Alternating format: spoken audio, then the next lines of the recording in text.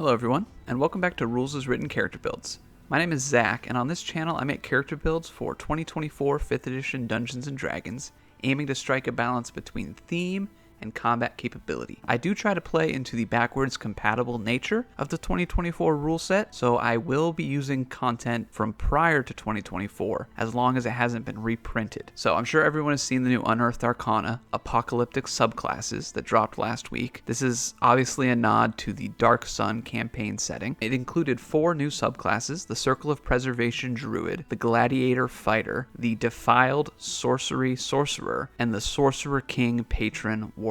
A lot of really cool stuff in there. I particularly liked the new Gladiator Fighter, a subclass that gives your fighter some ways to use other weapon masteries on their attacks. This subclass uniquely even incentivizes fighters to put some points into Charisma. Along with a Sorcerer and a Warlock subclass, this is a pretty big release for all the Charisma enjoyers out there, but I won't be building a fighter today. Instead, the Defiled Sorcerer's 3rd level feature really caught my eye. It lets you expend hit point dice and add those dice as damage to a spell damage roll that you make once per turn. And there's absolutely one damaging spell that popped into mind when I saw that, and that spell is Divine Smite. Already a very powerful burst tool, so adding extra dice in there is going to be sick. So for this week's build, introducing the Defiled Conqueror. With these videos, I focus only on features that either play into the character fantasy or are necessary for the mechanical play of the build. For this reason, you'll often see me skip over class features. That's just me trying to stay on course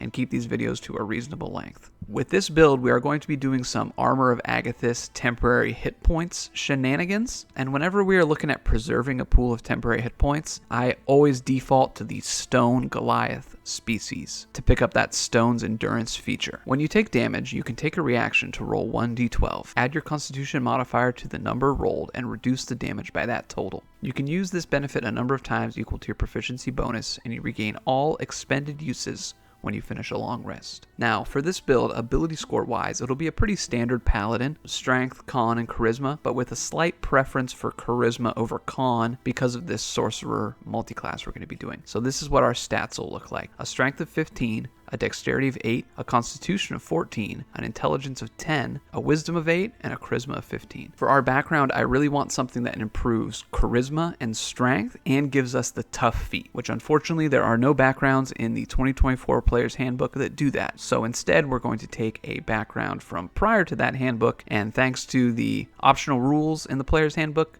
we can choose our own ability scores and origin feat. So we're going to pick up the Knight of the Order. We're going to put a +2 into our strength and a +1 into our charisma for a 17 and a 16. That's a +3 modifier in both of those stats. And like I already said, for the origin feat, I want tough for an extra 2 hit points per level. With a 14 constitution, this might not seem necessary, but once we start taking those sorcerer levels and we swap over to that d6 hit dice, we'll be happy to have an extra 2 hit points per level. Equipment-wise, we're going to be going with heavy armor, and weapon-wise, we're actually going to be going for two-handed heavy weapons. Since we are playing around Armor of Agathys, we don't want to push our AC too high because we do want to get hit and deal that damage back to people. So it's actually in our benefit to keep our AC still good, but not crazy. Now, let's take a look at our roadmap for this build. It is a pretty simple one. Levels 1 through 6 are Paladin levels 1 through 6, and then 7 through 20 are Sorcerer levels 1 through 14. I really didn't want to leave Paladin until we could lock down extra attack, and then at that point we might as well push to 6 for Aura of Protection. Then it's just straight Sorcerer after that to build up the spell slots, and most importantly, pick up those Defiled Sorcery features. Now, right out the gate, I gotta say, with this roadmap, we get our last ability score improvement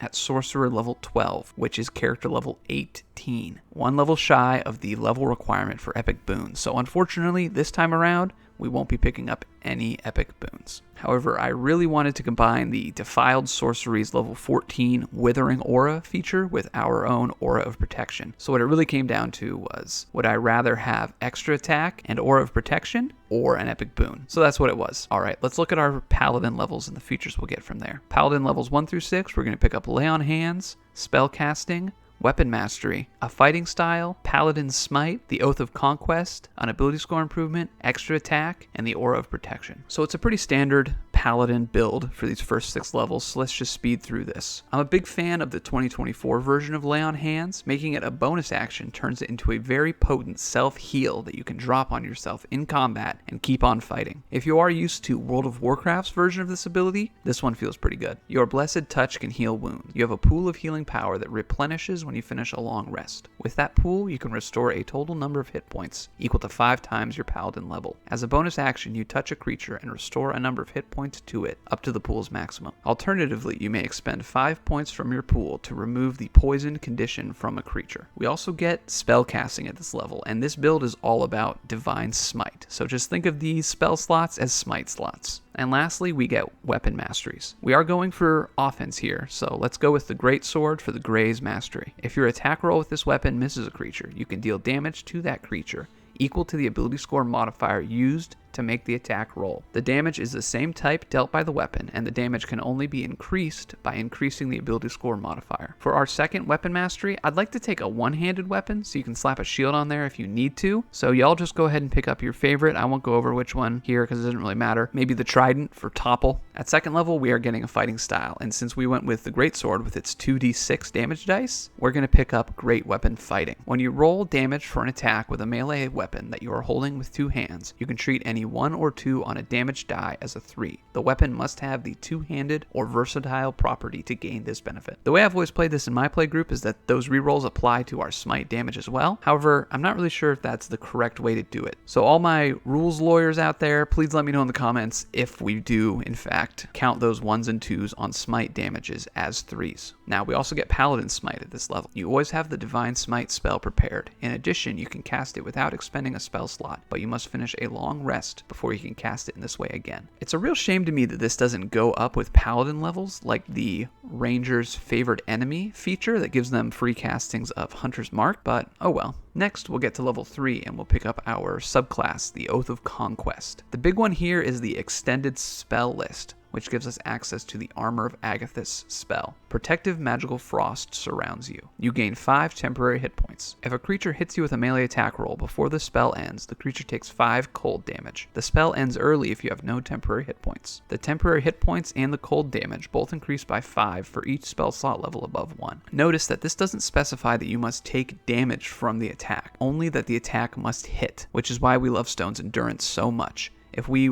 take that reaction and reduce that damage, even down to 0, they're still taking the full cold damage. We also get access to some new channel divinities. Guided Strike lets us add +10 to an attack roll, and Conquering Presence gives us a little area of effect fear burst. Of the two, I like Guided Strike the most, especially since we won't be getting to a high enough level in this subclass to really start benefiting from that fear condition applied to other creatures. So that's level 3. Next, we're getting to level 4 for an ability score improvement, and for the feat choice, we're going to pick up Great Weapon Master. Increase your strength score by 1 to a maximum of 20. When you hit a creature with a weapon that has the heavy property, as part of the attack action, the weapon deals extra damage equal to your proficiency modifier. Immediately after you score a critical hit, or reduce a creature to 0 hit points with a melee weapon, you can make 1 attack with the same weapon as a bonus action. We love that extra damage on our attacks. The hew feature might come in handy if we haven't already smited on a turn, but if we have used our bonus action to smite and we end up killing a creature, unfortunately we won't get to use hew. Now, level 5 gets us extra attack, and then we finish off our Paladin levels at level 6 for the Aura of Protection. You radiate a protective, unseeable aura in a 10-foot emanation that radiates from you. The aura is inactive while you have the incapacitated condition. You and your allies in the aura have a bonus to saving throws equal to your Charisma modifier, minimum bonus of +1. If another Paladin is present, a creature can benefit from only 1 Aura of Protection at a time. The creature chooses which aura while in them.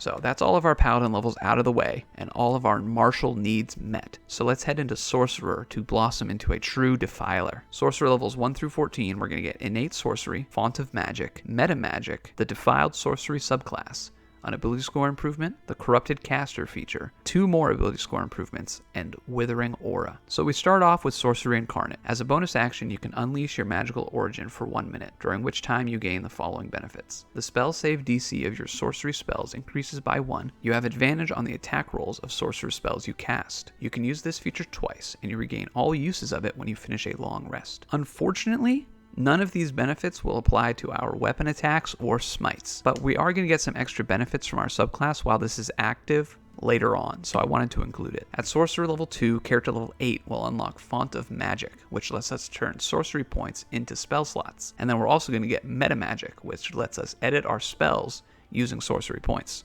Honestly, since we do want to smite so much, I would just save those sorcery points until we run out of spell slots, and then turn them into spell slots for more smiting. But we do need to grab some meta magic options, so let's grab one. The big one I would grab is Extended Spell. When you cast a spell that has a duration of 1 minute or longer, you can spend 1 sorcery point to double its duration to a maximum of 24 hours. If the affected spell requires concentration, you have advantage on any saving throw you make to maintain that concentration. First and foremost, I would use this for Armor of Agathys, turning that duration from 1 hour to 2. That way we can pre-cast it as we enter a dungeon or dangerous area, and we shouldn't have to cast it again. Secondly, if we're concentrating on a combat buff like Shield of Faith or maybe even Haste down the line, this is going to be really nice for the advantage on that saving throw. Let me know what y'all would take for the second meta magic option right now, as well as the 2 that we get at level 10, because honestly, I have no ideas. So that was Sorcerer level 2. Let's go to Sorcerer level 3 and pick up our Defiled Sorcery subclass. We get an extended spell list, but what we are really here for is Defile and Empower. Once per turn, when you roll damage for a spell you cast using a spell slot, you can siphon your life energy into the spell and empower it. Roll a number of your unexpended hit point dice up to a number equal to half the level of the spell slot expended,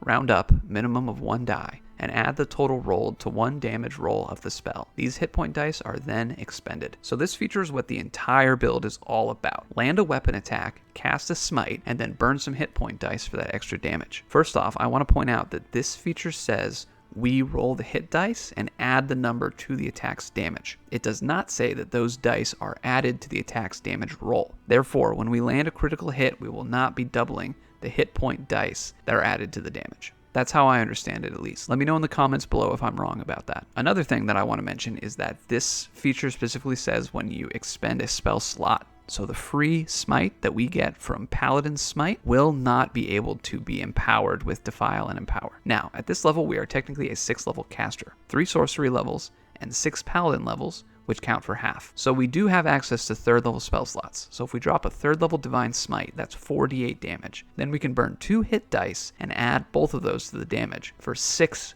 damage dice on that smite. As a multi-class character, we have 2 separate hit dice, our Paladin D10s and our Sorcerer D6s. We want to use those D10s for the big damage rolls, but once we run out, feel free to use the D6s instead. This is really nice as of now because as of the 2024 Player's Handbook, we regain all of our lost hit dice on a long rest, instead of just half like we did in the 2014 version, so we can be even more liberal with tossing out that extra damage. With this feature, we can also attempt to drain a nearby creature of their hit dice to fuel this instead of using our own.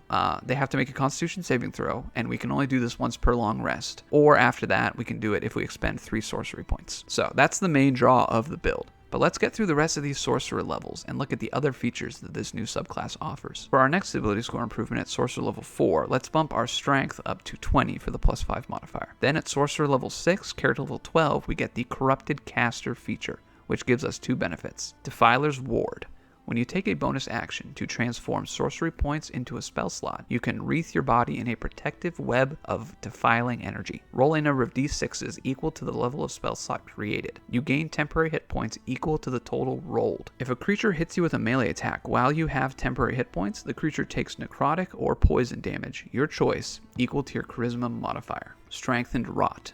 Damage dealt by your sorcerer spells and sorcerer features ignores resistance to necrotic and poison damage. So this feature is going to combine really well with Armor of Agathys, but I want to go over a little bit of wording on both to make sure we're using this to its best. First off, the second benefit of Defiler's Ward, that damage that we deal to creatures when they hit us while we have temporary hit points, doesn't specify that it only applies to temporary hit points granted by that feature. So this will apply to any temporary hit points that we have, aka the temporary hit points from Armor of Agathys. So we're a 9th level caster right now, meaning we have 5th level spell slots. So we can drop a 5th level Armor of Agathys for 25 temporary hit points and 25 damage dealt to the target when they hit us, plus our +3 charisma modifier. Additionally, Armor of Agathys states that it ends early if we ever have no temporary hit points. not if we don't have any temporary hit points left from the ones the spell granted us. So when we get low on those 25 temporary hit points from Armor of Agathis, we can take a bonus action to turn sorcery points into spell slots, roll those d6s, and gain a new pool of temporary hit points. And remember, temporary hit points don't stack or add together. We replace what we have with a separate source. So if we have 3 temporary hit points left from Armor of Agathis, and we spend 5 sorcery points to create a 3rd level spell, we'll roll 3d6. Let's say that on that roll we get an 11. We can replace those 3 from Armor of Agathis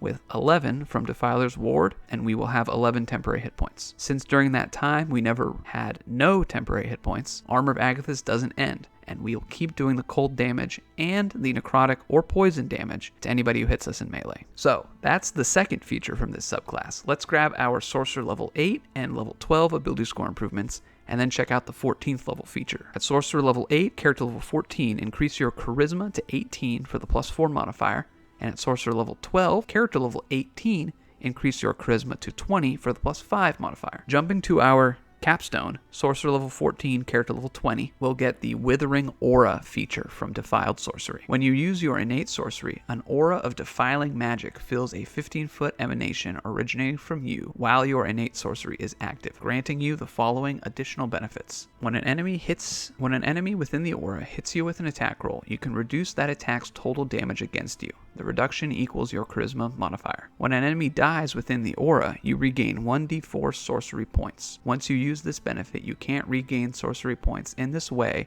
until you use innate sorcery again. The damage reduction on this ability is going to be great for keeping our temporary hit points around. A static 5 damage reduction on any attack on us from within the aura. Not to mention, we can still use Stone's Endurance as a reaction to further reduce a heavy attack against us. So at this point, we are a 17th level caster, meaning we have access to 9th level spell slots. Just for math, let's say we were to toss out a 9th level Armor of Agathis. We will get 45 temporary hit points, and whenever we are struck in melee, the target will take 45 cold damage and 5 necrotic or poison damage. Or we could spend that 9th level spell slot on a Divine Smite. That would be 10d8 radiant damage from the smite, and then we could use Defile and Empower to expend 5 of our Paladin hit dice for another 5d10 damage on that smite. 2d6, 10d8, and 5d10 plus 11 is a pretty solid hit even at this level. Potentially, that's 153 damage, but average-wise, realistically, it's probably going to be somewhere around 80. Although in practice, I would probably use the 9th level slot for Armor of Agathis, and then use our 8th, 7th, 6th, and so on and so forth level spell slots for smites. It's a little less damage on that one big smite, but I'd rather have the temporary hit points. So that's the build.